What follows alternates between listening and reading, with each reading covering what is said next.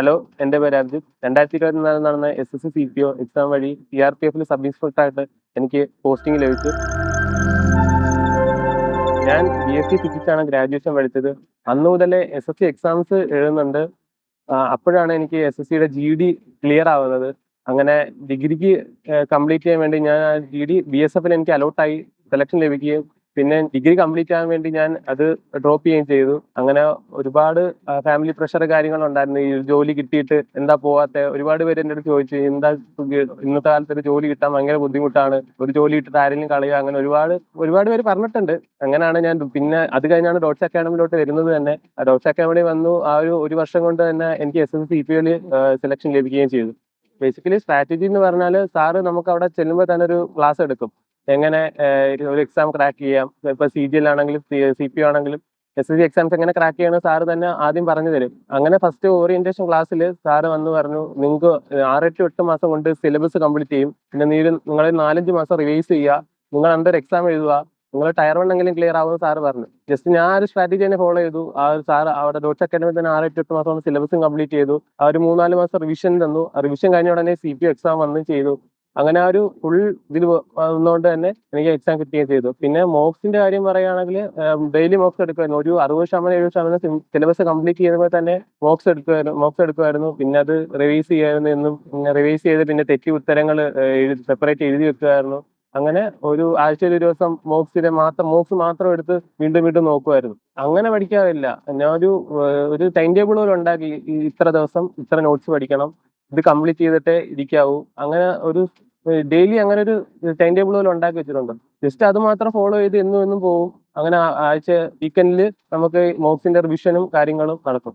എനിക്കിപ്പോ 21 വയസ്സാണ്. Basically academy തന്നെയാണ് ഒരു വലിയൊരു പങ്ക് വഹിച്ചത്.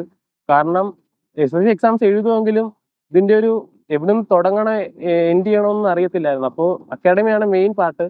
പിന്നെ വീട്ടുകാർ ആ ജോലി കിട്ടിയിട്ട് എനിക്ക് പോവാത്തതിന്റെ വീട്ടുകാർ പറഞ്ഞു, പിന്നെ നീ എന്തെങ്കിലും ഒരു വർഷം പഠിച്ചു നോക്ക്, കുഴപ്പമില്ല. അല്ലെങ്കിൽ എനിക്ക് വീണ്ടും GD അറ്റംപ്റ്റ് ഉണ്ട്. പക്ഷേ അത് ഒന്നും കിട്ടിയില്ലെങ്കിൽ ഒരു ഗ്രാജുവേഷൻ ലെവലിലുള്ള ജോബ് വേണമെന്നാണ് ആഗ്രഹം. ഒന്നും കിട്ടിയില്ലെങ്കിൽ വീണ്ടും GD തന്നെ പോവാം എന്നൊരു മൈൻഡ് സെറ്റ് വീണ്ടും ഉണ്ടായിരുന്നു, ഒരു ബാക്കപ്പ് പ്ലാൻ ആയിട്ട്. പക്ഷേ ഫസ്റ്റ് അറ്റംപ്റ്റ് തന്നെ ഇത് കിട്ടിയോണ്ട് എനിക്ക് വേറെ ഒന്നും നോക്കേണ്ട ആവശ്യം വന്നില്ല. ബേസിക്കലി ഞാൻ ടൈം നോക്കാറില്ല. ജസ്റ്റ് ഇത്ര സിലബസ് ഒരു ടൈം ടേബിൾ ഉണ്ടാക്കുന്നുണ്ട് ഡെയിലി. ഇത്ര ഇപ്പോൾ ജോഗ്രഫി ആയാലും ഹിസ്റ്ററി ആയാലും മോഡേൺ ഇന്ത്യയിൽ ഇത്ര ടോപ്പിക്സ് ഞാൻ സെറ്റ് ചെയ്ത് വെക്കും. ഇത് റിവൈസ് ചെയ്തിട്ട് പഠിച്ചിട്ടേ കടക്കാവൂ. അങ്ങനെ ബേസിക്കലി എന്നും ആ ഒരു പാറ്റേൺ ഫോളോ ചെയ്താണ് എന്നും പോയത്. ഇംഗ്ലീഷിന്റെ കാര്യം പറയുകയാണെങ്കിൽ ഞാൻ കുറച്ച് ഇംഗ്ലീഷ് ഭയങ്കര വീക്കായിരുന്നു. എനിക്ക് മറ്റേ ഡോക്ടർ മോക്ക് ടെസ്റ്റ് എഴുതുമ്പോൾ തന്നെ ഇംഗ്ലീഷിൽ 50-12 വരെ കിട്ടിയിട്ടുണ്ട്. ഞങ്ങൾക്ക് പൂജ മിസ്സിനെ പേടിയായിരുന്നു. മിസ് വന്ന് എണീറ്റ് നിർത്തി ചോദ്യങ്ങൾ ഇടയ്ക്ക് ചോദിക്കും. ഈ ചോദ്യം ചോദിച്ചിട്ട് വഴക്ക് പറയുന്നതല്ല, മിസ് പാട്ട് പാടിക്കും. മിസ് പറയും പാട്ട് പാടാൻ. അത് പേടിച്ച് ഞങ്ങൾ പഠിക്കുമായിരുന്നു.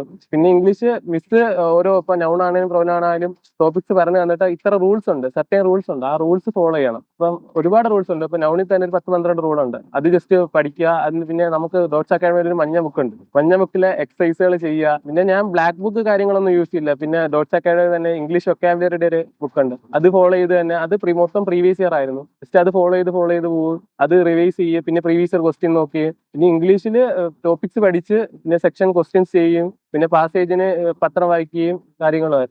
റെഗുലർലി മറ്റേ പിന്നെ മൊബൈലിനകത്തായിരുന്നു PDF രൂപത്തിൽ മൊബൈലിൽ കാണുന്നത്. പിന്നെ ഒരു ആപ്പ് വഴി തന്റെ സബ്സ്ക്രിപ്ഷൻ എടുത്ത് അതിന്റെ പാസേജ് വായിച്ച് ക്വസ്റ്റ്യൻ ചെയ്യുമായിരുന്നു. അങ്ങനെയാണ് ഫോളോ ചെയ്ത് ഇംഗ്ലീഷ് ബേസിക്കലി ഫോളോ ചെയ്ത്.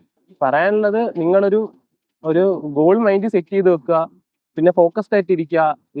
ഇന്നത്തെ കാലത്ത് കോമ്പറ്റീഷൻ ഭയങ്കര കൂടുതലാണ്. കാരണം ഒരു എക്സാം ക്ലിയർ ചെയ്യുന്നത് നല്ല പാടാണ്.